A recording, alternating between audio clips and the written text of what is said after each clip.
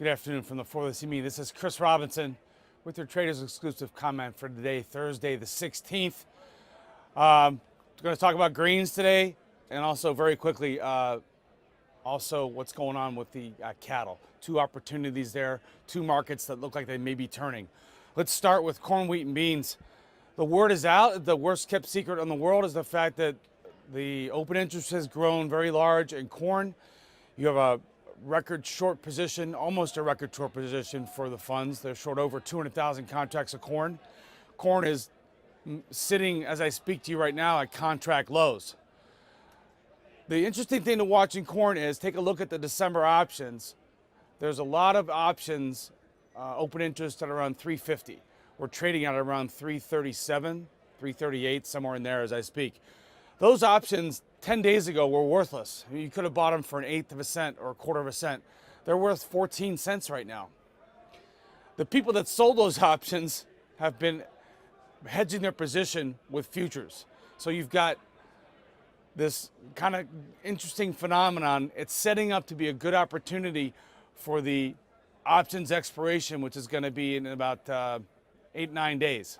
So please take a look at that. If you want to talk further about it, give me a call. We can talk about it, but it's an opportunity given the movement that we've had in corn and the fact that there's a very large short position and you have an open interest growing higher.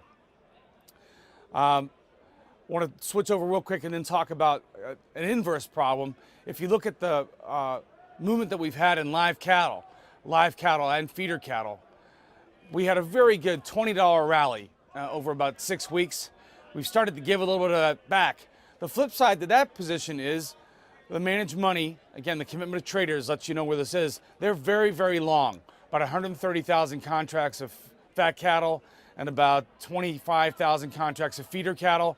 The market's turning against them. That could accelerate losses if these guys decide to get out of these positions.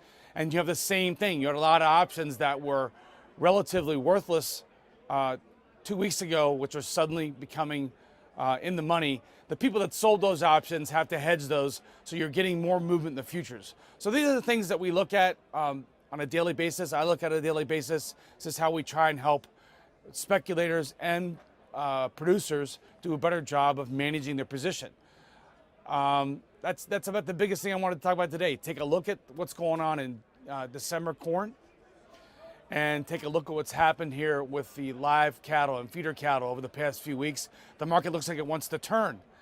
And then very quickly, the last thing I'm going to say, people like to try and call tops in markets. You can make a lot of money calling the tops. The problem is while you're trying to call a top, you can lose money. You lose. From my perspective, I think you're better off trying to catch the meat of the move. So I want to finish up with talking about crude oil. 10 days ago, everybody was very, very excited because West Texas Intermediate as well as Brent were at 2-year highs or challenging 2-year highs. If you look at the WTI, which is what I focus on, we were right up against resistance at around 58 bucks. That resistance brought a lot of new money into the position, a lot of new people thinking that, okay, you know, now we're going to go back above $60 a barrel. Right now, that looks like a pretty bad decision because we're $3.5 lower than where we were. So that is a situation where we would look at that and say, okay, we know what the recent high is. It's giving you a chance to set a position against that recent high. And if we do really fall out of bed, there are strategies and positions you can take to try and benefit from that where you have a pretty good risk reward. So those are the 3 things I wanted to talk about today. If you're looking for help with your hedging, your trading, your trade management, give me a call, Chris Robinson. Have a good day.